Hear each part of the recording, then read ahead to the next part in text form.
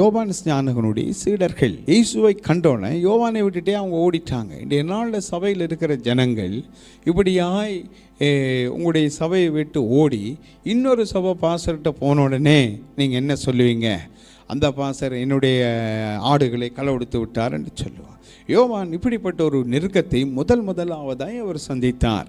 அவர் என்ன சொல்ல போறார் என்றதை சாத்தான் கவனித்து கொண்டிருக்கிறான். என்னுடைய ஜனங்களை எல்லாம் இயேசு எடுத்து விட்டார், என்னுடைய சீஷர்கள் எல்லாம் இயேசுவுக்கு பின்னால் போகிறார்கள். நீங்கள் இவ்வளோ பேருக்கு ஞானஸ்தானம் கொடுத்தீங்க யோவான் ஸ்நானகன் ஐயா அவர்களே, இப்பொழுது உங்கள்கிட்ட இருந்தவங்களும் அங்கே போகிறாங்க, உங்களோட சீஷர்கள் கூட அவருக்கு பின்னால் போயிட்டாங்க. இயேசுடைய அதாவது இயேசு கிறிஸ்துடைய சபைக்குள்ள உங்களோட சபையில் இருந்த சீஷர்களும் போய்விட்டார்கள். பேதுரு, அந்திரேயா. இந்த காலத்தில் கவனித்து பாருங்கள், ஒரு பாஸ்டர் இன்னொரு ஆளுக்கு ஞானஸ்தானம் கொடுத்து அவரை உருவாக்குறார் என்று வைங்க.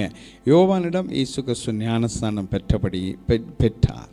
இப்பொழுது இயேசு கிறிஸ்துவும் ஒரு ஊழியத்தை தொடங்கிவிட்டார். யோவானுடைய ஊழியம் ஒன்றும் ஓடிக்கொண்டிருக்கிறது என்று சொல்லி அவர் துக்கப்படவோ அவர்களை சபிக்கவோ அல்லது அவர்களுக்கு ஏதாவது ஒரு குற்றத்தை குறைய நியாய தீர்ப்பை சொல்லவோ யோவான் இல்லை.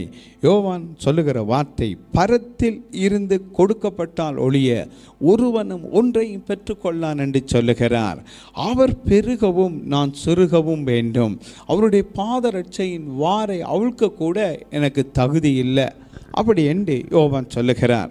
அப்பொழுது கவனித்து பாருங்கள், உங்களிடம் இருக்கிறவைகளை எடுத்து தேவன் இன்னொருவருக்கு கொடுக்கிறார் என்றால் நீங்கள் தெரிந்து கொள்ள வேண்டியவைகள் அநேகம். யோவான் ஸ்நானகனையும் இயேசு கிறிஸ்துவையும் கவனித்து பாருங்கள். யோவான் ஸ்நானகன் அநேகருக்கு ஞானஸ்தானம் கொடுத்தார் என்று வேதம் சொல்லுகிறது.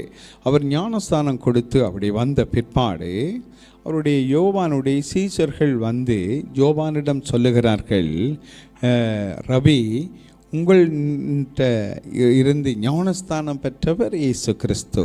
இயேசு கிறிஸ்துவிடம் இப்போ ஜனங்களெல்லாம் போகிறாங்க, அவர்கிட்ட தான் போகிறாங்க, அவர் தான் ஞானஸ்தானம் கொடுக்குறார் அப்படி என்ற ஒரு கதையை யோவானிடம் சொன்னாங்க.